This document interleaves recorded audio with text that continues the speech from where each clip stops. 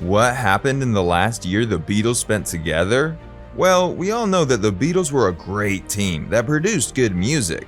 But what about the last days they had to spend together? Was it fun, problematic, endangering, or achieving? If you're searching for the right answers, then stick around. In this video, we will look into the last days the Beatles had to spend together. Stay tuned! It all started in January of 1969 when the Beatles released their album Yellow Submarine. On this day, the soundtrack LP for the Beatles animated feature Yellow Submarine was released in the United States, featuring 6 Beatles songs and 7 orchestral pieces by George Martin. Unlike in the United Kingdom, no mono version of Yellow Submarine was published. The 4 new Beatles songs on the album, Only a Northern Song, All Together Now, Hey Bulldog, and It's All Too Much, were supposed to be released as an EP.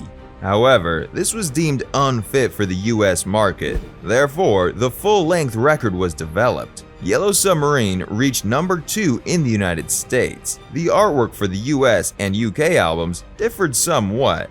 The phrase, "Nothing is real," appeared in green beneath the title on the cover in the United Kingdom. The US edition did not include this. If you're enjoying this video so far, please hit the like button, comment down below, and subscribe to our channel if you haven't done so for more Beatles content. In the US LP, there were 6 tracks. Sea of Time and Sea of Holes were combined into one track, labeled as Melody, Sea of Time, and Sea of Holes. The back cover of the UK edition includes a review of the White Album written by Tony Palmer of the Observer newspaper, as well as introductory comments by Derek Taylor. Meanwhile, the US version included a fictitious account of Sgt. Pepper's Lonely Hearts Club Band credited to Dan Davis. The Beatles' final proper concert took place on August 29, 1969, in San Francisco's Candlestick Park. It was the final of 19 exhausting concerts in 18 days, and it was not a happy tour. While in the United States, the band was dogged by scandal. This was due primarily to John Lennon's controversial remark that the band was more popular than Jesus now, as well as the Fab Four's opposition to the Vietnam War. The United States was also embroiled in race riots that summer, with the Ku Klux Klan among those denouncing the Beatles following John's statements regarding Christianity. The band performed in front of tens of thousands of shouting fans in stadiums that tragically lacked the equipment needed to be heard above the din. Furthermore, there was a scary lack of adequate crowd management at the moment, endangering the group's and audience members' safety. That's it then. I'm not a Beatle anymore, George Harrison declared. Thankfully, he changed his mind, but that was the end of the Beatles as a touring band. Instead, they concentrated on their studio work, releasing Sgt. Pepper's Lonely Hearts Club Band, The Beatles, aka The White Album, Abbey Road, and Let It Be, as well as several singles and EPs. Apple Records released Get Back as a single in the United Kingdom on April 11, 1969, together with Don't Let Me Down as the B-side. On April 26th, the song began its 17-week run at number 1, a position it held for 6 weeks. It was the first Beatles single to reach the top of the official UK singles chart. In the United States, Get Back debuted on the Billboard Hot 100 chart for the first of 12 weeks in the week ending May. 2 weeks following its chart debut, the single reached number 1, where it remained for 5 weeks. Get Back was the band's 17th Billboard number 1 hit, matching Elvis Presley's previous record of 17 number 1s. Apple released the single in both the UK and the US, although EMI maintained the rights to the song as part of their contract. It was the only Beatles single to carry an artist's name, with Get Back / Don't Let Me Down credited to The Beatles with Billy Preston. Neither Apple nor Capitol Records prepared a picture sleeve for the single. Instead, it was delivered in a sleeve that simply stated, The Beatles on Apple. Concurrent with the song's release, Apple released a print ad campaign featuring a portrait of the band with the slogan, The Beatles as Nature Intended, implying the sound of Get Back harkened back to the group's early days. Get Back / Don't Let Me Down was the Beatles' final mono single in the UK and Europe. but it was released in stereo in the US. It was the Beatles' first single to be issued in real stereo rather than mono, as part of the growing stereo-only movement in 1969. In both versions, Lennon's lead guitar is the left channel and Harrison's rhythm guitar is the right channel. Americom, in collaboration with Apple and Capitol, issued the record in the experimental pocket disc format in the late 1960s. Abbey Road is the Beatles' 11th studio album. It is the last album that the band began recording. However, Let It Be was the final album completed before the band's breakup. It was largely recorded in April, July, and August 1969, and it was released on September 26, 1969 in the United Kingdom and October 1, 1969 in the United States, where it peaked at number 1 in both countries.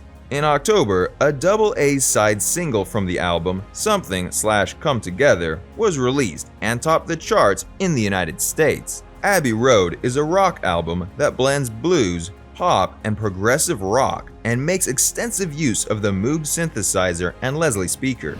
It is also remarkable for including a lengthy melody of songs on side 2 that have since been recorded as a suite by other notable performers. The album was recorded in a more collaborative environment than the Get Back Let It Be sessions earlier in the year, but there were still substantial disagreements within the band, particularly over Paul McCartney's song Maxwell's Silver Hammer, and John Lennon did not play on several tracks. Lennon had departed the group by the time the album was published. However, this was not officially revealed until McCartney left the following year. Although it was an economic success right away, it earned mixed reviews. Some commentators criticized the production's artificial effects and felt the music to be unauthentic. Today, reviewers regard the album as one of the Beatles' best and one of the greatest albums of all time. George Harrison's 2 songs on the album, Something and Here Comes the Sun, are widely considered to be amongst the greatest from the group.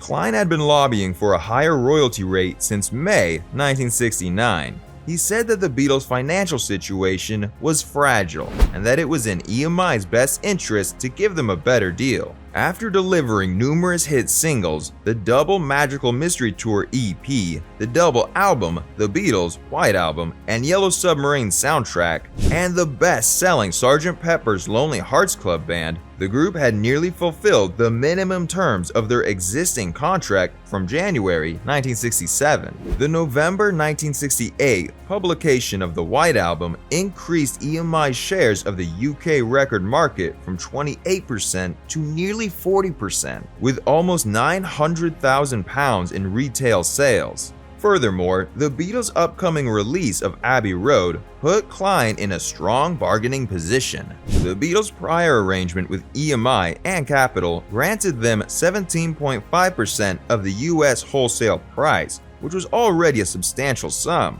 Klein was able to boost 25%. He could argue that if the label objected, the Beatles would stop recording for them. In exchange for the greater fee, the Beatles agreed to release 2 new albums every year, whether as a group or separately, until 1976. According to the provisions of the agreement, new albums would earn 58 cents until 1972, then 72 cents thereafter. Klein also obtained permission from Apple Corp. To manufacture and sell the Beatles records in the United States. EMI would own the recordings, but Capitol would produce the albums on Apple's behalf.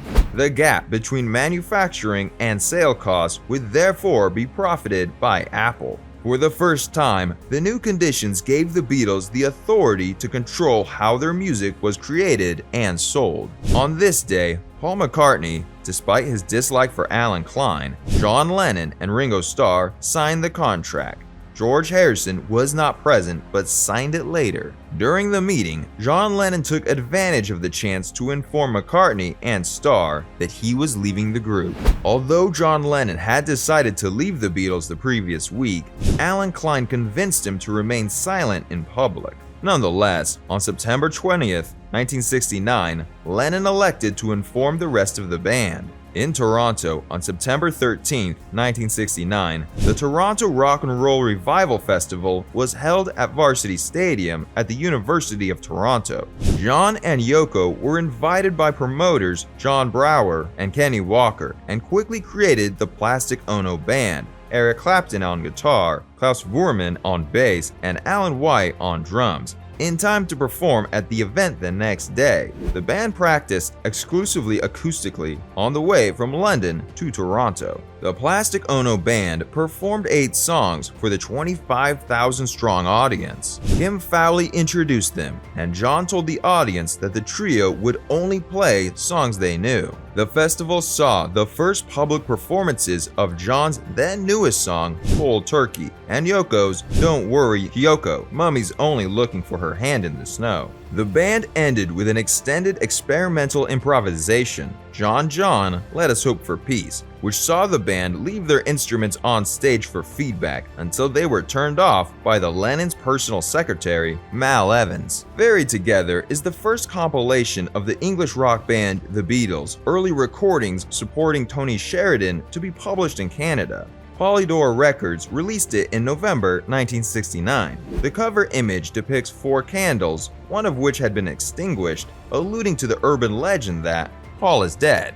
One of the 4 Beatles albums released only in Canada, its scarcity in any condition is significant. The album's material is similar to that of the previously released European album The Beatles First and the following year's American album At the Beginning, circa 1960. 4 songs performed by different musicians that were credited to Tony Sheridan and the Beat Brothers were added to the track list. The iconic rock band The Beatles spent 3 years breaking up in the late 1960s and even longer figuring out who did what and why. By the spring of 1970, the group was nothing more than a tangled web of commercial links holding it together.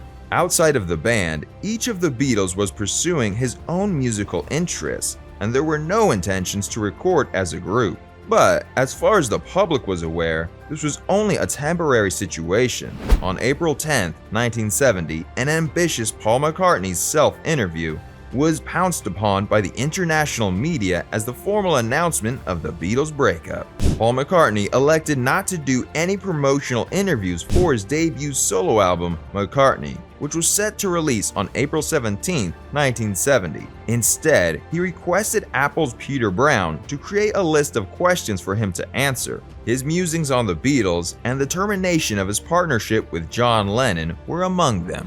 The details of McCartney's self-interview were widely published throughout the world after its contents were leaked by Daily Mirror journalist Don Short. Although gossip had been rampant for the preceding 6 months, confirmation that the group had disbanded came as a surprise to many. The occasion for Paul's press announcements that day was the forthcoming release of his debut solo album, McCartney. Is this album a break from the Beatles or the beginning of a solo career? He was asked.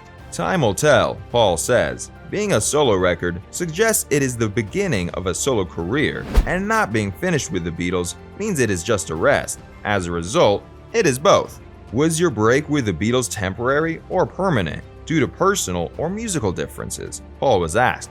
He replied, personal differences, business differences, musical differences, but most importantly, I get to spend more time with my family. Is it temporary or permanent? I have no idea. Do you see a time when Lennon and McCartney will be active songwriting partners again? He was asked. No, says Paul. Nothing in Paul's answers was final about the Beatles' future, but his comments were widely covered in the press with headlines such as McCartney breaks off with the Beatles and the Beatles sing their last song. And whatever his intentions were at the time, Paul's words strained the relationship with the bandmates even more. In the May 14, 1970 issue of Rolling Stone, John Lennon slammed Paul in a way he would never do publicly before. He cannot have his own way, so he is causing chaos. I released 4 albums last year and did not say anything about quitting. By the end of the year, Paul will file a lawsuit to dissolve the Beatles' commercial partnership, formalizing the unofficial breakup he declared on this day in 1970. The final Beatles album, Let It Be, was released on May 8, 1970, soon before the debut of the film of the same name. Rehearsals and recording sessions for the album began in January 1969, first at Twickenham Film Studios and then in the basement and on the roof of Apple's Savile Row headquarters. A single featuring Get Back and Don't Let Me Down was issued in April 1969, but because the Beatles were concentrating their efforts on a new album primarily recorded at Abbey Road, the Get Back album, as it was then known, remained unreleased. Once Abbey Road was released and the documentary film's completion was near, it was discovered that rehearsals of John's song, I Me Mine, featured significantly in the film but had not been recorded in the studio. On January 3, 1970, George, Paul, and Ringo performed it without John, who was in Denmark. On March 6th, a second single from the album, titled Let It Be, was released. The album's original concept was to capture the group live in the studio with no overdubs or effects, but that changed when producer Phil Spector was brought in to reproduce the tracks. The Long and Winding Road, which had been given a new musical arrangement with orchestra and choir, was released as a single in the United States and other markets, but not in the United Kingdom, and became the group's final #1 song. During its 59-week chart run, the album reached #1 for 3 weeks. The album spent 4 weeks at #1 in the United States during its first chart span of 55 weeks. What are your thoughts on today's video? Please let us know in the comment section below. And if you haven't done so already, make sure to subscribe to this channel so that you don't miss any of our incredible videos. Keep an eye out for the next video. Bye for now.